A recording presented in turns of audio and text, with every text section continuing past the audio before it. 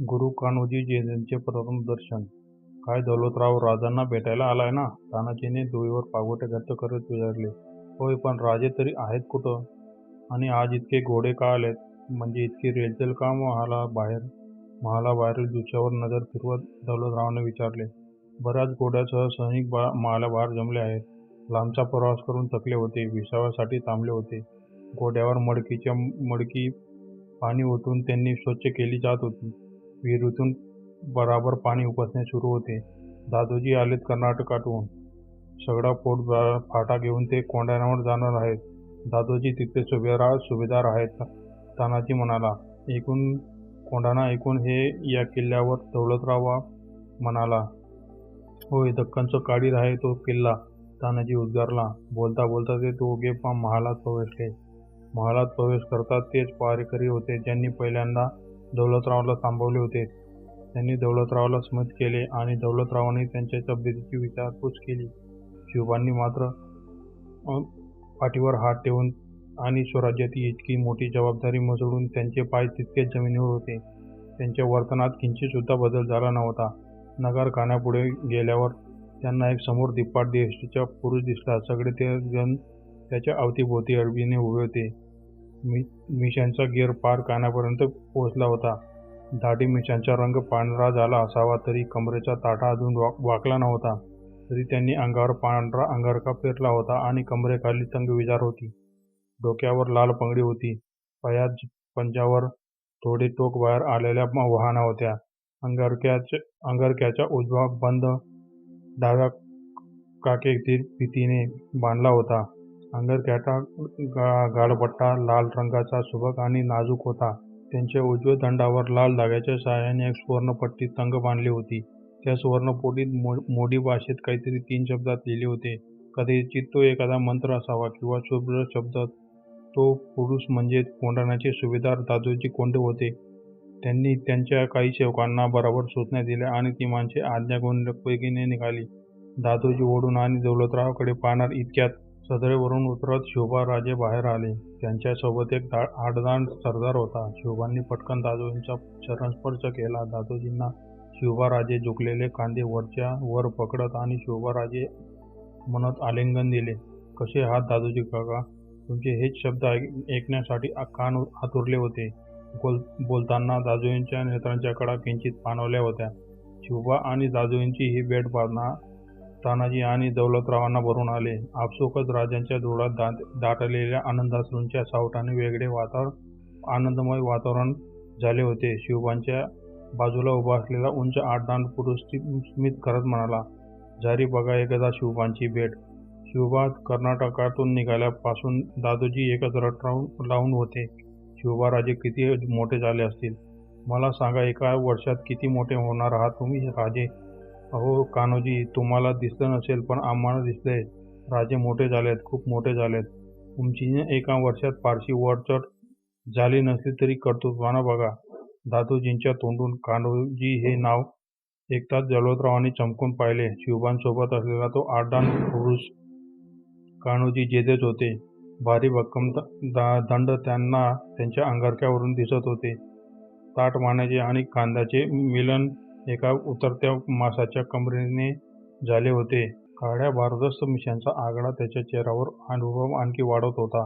फुगलेली छाती, कमरेपर्यंत निमुळते जाणारे पोट त्याच्या शरीराचे सौंदर्य कुरवत होते. मौळातले एक मोठे प्रतिष्ठित सरदार कान्होजी जेते. त्यांचे नाव आणि दरारा इतका मोठा होता की तितकीच त्यांची शहाजी राजांप्रती निष्ठा होती. गनिमी कावा युद्धात नीतीत ते तरवेज होते. आज ते दादोजी सोबत कर्नाटकावरून आले होते. जिजाऊबाईंनी सर्व सांगितले आम्हाला. तुम्ही काय तयारी सुरू केली ते. आम्हाला तुमच्या कार्यात यश मिळेल. राजे, मी वृद्ध, तुमच्या यशाची घौडदौड कधी माझ्या डोळ्यांनी पाहू शकणार नाही, पण माझी विद्या आणि माझी शिकवण तुमच्या रूपात तुमच्यासोबत नेहमी उभे असेल. आनंदाश्रूचे कधी दुःखात अश्रूत रूपांतर झाले हे कधीच कोणालाही कळणार नाही. शिवबांनी आवंढारी गिळत म्हणाले. काका, आम्ही इतकेही वृद्ध नाहीत. 4 गनिमांची एकाच वेळी हात करता. शिवबांच्या शब्दांना वातावरणात थोडे हलके झाले. दादोजी आणि कान्होजींनी चेहऱ्यावर स्मित उमटले. नंतर शिवबांनी 2 पावले येऊन तानाजी आणि दौलतरावांकडे पाहिले आणि दादोजींना सांगू लागले, काका हे माझे सवंगडी तानाजी आणि दौलतराव. दादोजींनी दोघांकडे पाहिले आणि स्मित करत विचारले, काय कसा सुरू शस्त्राभ्यास? आता काळजी करू नका, आम्ही आलो आहोत. चांगले धडे घडवून देतो तुमच्याकडून. कान्होजी जेथेही आहेत ते सगळ्या विद्यांमध्ये तुम्हाला पारंगत करतील. मी 8 दिवस कोंढाण्यावर जाऊन येतो, तोपर्यंत कान्होजी तुम्हाला शिकवतील. दौलतराव हे दादोजींचे शब्द ऐकत होता, परंतु फक्त कान्होजींकडे पाहत होता. तो कान्होजींच्या व्यक्तिमत्व आणि रुबाबाने प्रभावित झाला होता. कान्होजी जे त्यांना हेरगिरीचे धडे देणार होते हे जिजाऊ बाळासाहेबांनी आधीच सांगितले होते. त्याने कान्होजींच्या चरणांना स्पर्श करून प्रणाम केला. मनोमन त्याने त्याच्या गुरुला नमन केले होते. नंतर त्याने दादोजीला सुद्धा नमस्कार केला होता. गुरु तानाजीने सुद्धा आता दौलतरावाचे अनुकरण केले होते. दुपारचा प्रहर संपला होता. महालातील शस्त्रागाराला लागून शस्त्राभ्यास करण्यासाठी मोकळ्या जागेत कान्होजी शिवबांना दांडपट्टा चालवण्याचे नवे तंत्र शिकवत होते. दोन्ही हातात दांडपट्टे घेऊन उजव्या हातातील दांडपट्ट्यानं शत्रूला हौल देऊन डाव्या हातातील दांडपट्ट्यानं चपळतेनं शत्रूच्या ओठांवर वार कसा करावा. ओठ नाजूक असतात, त्यामुळं कमी ताकदीच्या फटक्यात सुद्धा ओठाचे 2 तुकडे होतात. ओठ अति संवेदनशील असल्यानं ओठांना त्रास मेंदू सहन करू शकत नाही आणि शत्रू गोंधळतो आणि त्यांची प्रतिकार करण्याची शक्ती काही वेळासाठी कमकुवत होते. तितक्या वेळेत शत्रूवर आणखी वार केल्यानं छत्री जमिनीवर पडल्याशिवाय राहणार नाही. कान्होजी आणि शिवबा चांगले कामागुण झाले होते. ते बऱ्याच वेळपासून अभ्यास करत होते. आता कान्होजींनी शिवबांना थांबायला सांगितले आणि त्यांनी दौलतरावावर नजर टाकली आणि दौलतराव दांडपट्टा घेऊन पुढे आला. जिजाऊ बाळासाहेबांनी आणि शिवबांनी तुझ्या सामर्थ्याबद्दल खूप काही सांगितलं आहे. आज प्रत्यक्ष डोळ्यांनीच पाहतो. कान्होजींनी दोन्ही हातातील दांडपट्ट्यांना झटका दिला. तसेच दांडपट्ट्यात वलय निर्माण झाली व त्यावर एक विशिष्ट आवाज निर्माण झाला. दांडपट्ट्याने कान्होजींना वाकून नमस्कार केला आणि हाताच्या मुठी एकत्र आदळल्या. त्या दणक्याने त्याच्याही दांडपट्ट्यात वलय निर्माण झाली. मग त्याने दोन्ही दांडपट्टे बाजूला धरले. एक हात हवेत फिरवून त्याने दुसऱ्या हाताला दांडपट्टा कान्होजींच्या अंगाच्या दिशेने फिरवला. कान्होजींच्या चपळतेने एक गुडवा वाकवून पाठीमागून तोल घेत दांडपट्ट्याचा वार चुकवला. दौलतरावाने दुसऱ्या हातातील दांडपट्ट्याने चपकन प्रहार केला. तो प्रहार कान्होजींना त्यांच्या हातातील दांडपट्ट्यावर झेलला. कान्होजींनी मुद्दाम रक्षात्मक पवित्रा घेतला होता. ते दौलतरावाकडून अभ्यास करून घेत होते. दौलतरावाने आणखी एक वार केला. तोही कान्होजींच्या चपळतेने झेलला. दौलतराव सपासप वार करू लागला. त्यांच्या वार करण्यात वेगळेपणा होता. चपळतेसोबत शक्तीचे अद्भुत मिश्रण होते. संयम आणि योग्य वेळेवर योग्य पवित्रा घेण्याचे कसब त्यांच्या प्रहारातून कान्होजींना दिसत होते.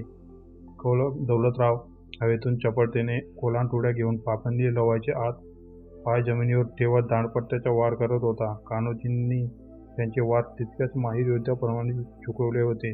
त्यांच्या जागी कोणी कच्चा योद्धा असता तर दौलतरावाचे वार जीवावर बेतले असते. दौलतराव त्वेषाने प्रहार करत होता. त्याच्या एका शक्तिशाली वाराने कान्होजींच्या उजव्या हातातील दांडपट्ट्याचा पत्रा तुटला होता.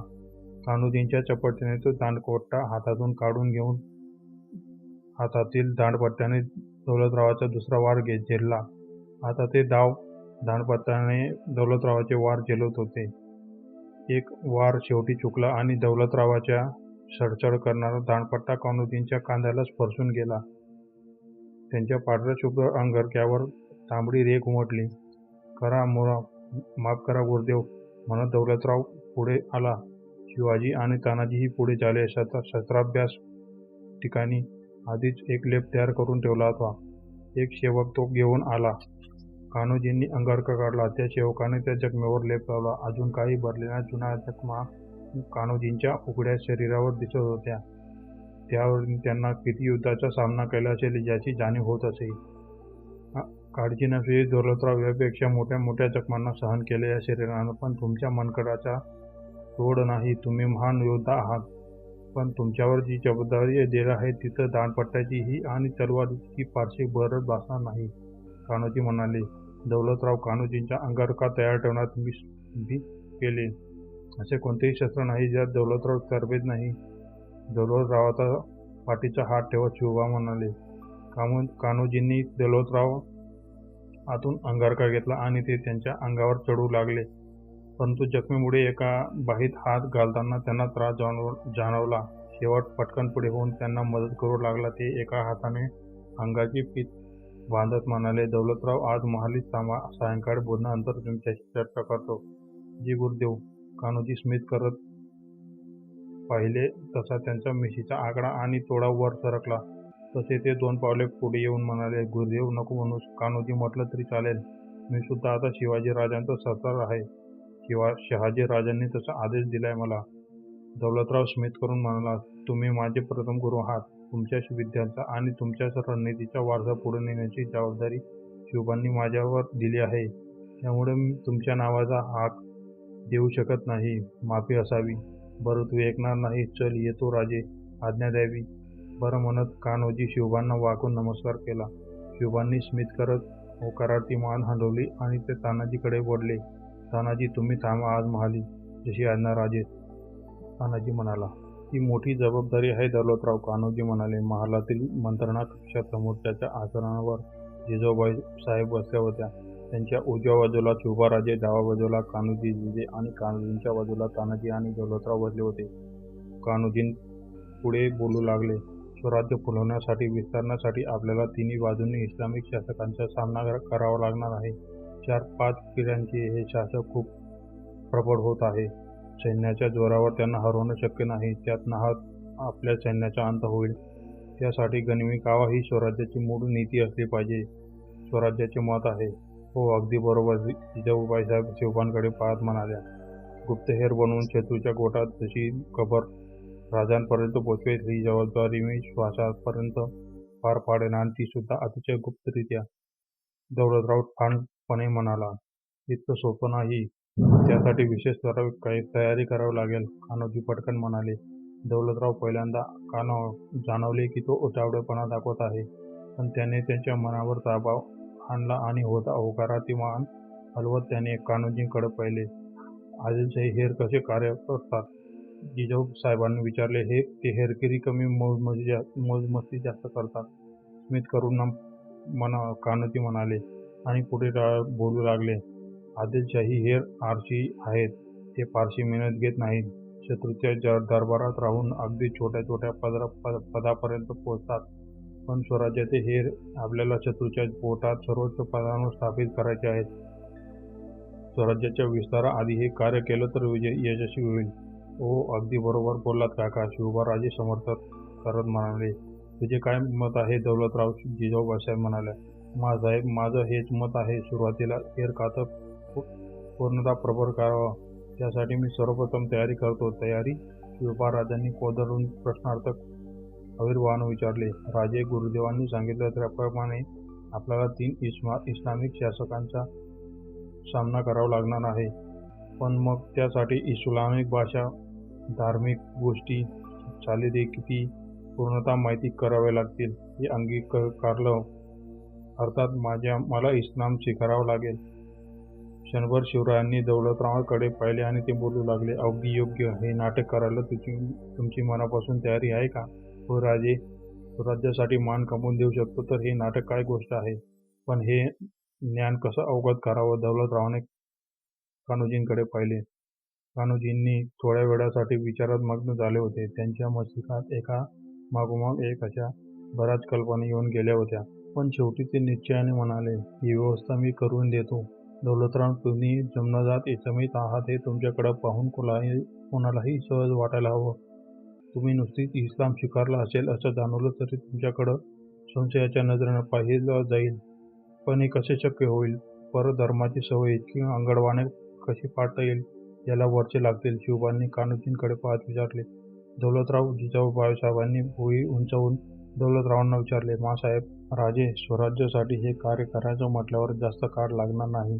स्वराज्याच्या दासाने जे कार्य आपोआप पूर्ण होईल. विश्वासानं सांगतो, कुणालाही शक्य होणार नाही इतपत इस्लाम माझ्या अंगी भिनला असेल. खरं ते शिवबांना व जिजाऊबाईसाहेबांना करून आले होते.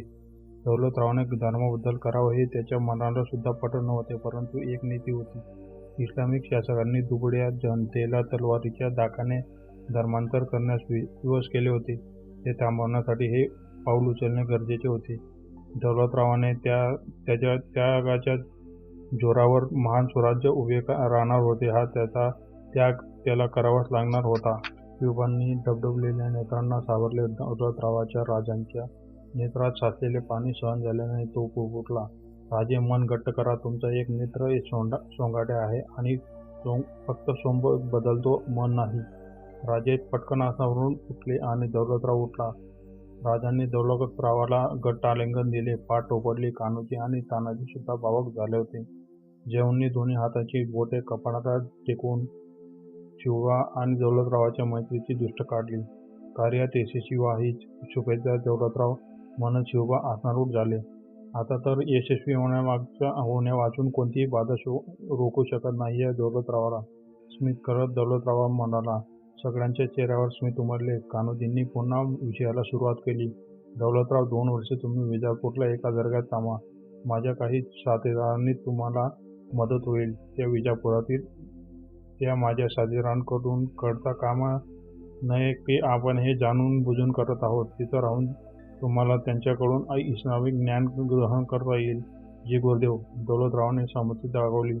दौलतराव, तुम्ही तिथून परतल्यावर आम्हाला हेरखात्याचा विस्तार करता येईल, राजे शांतपणे म्हणाले. जी राजे. दौलतरावाने राजांना आश्वस्त केले.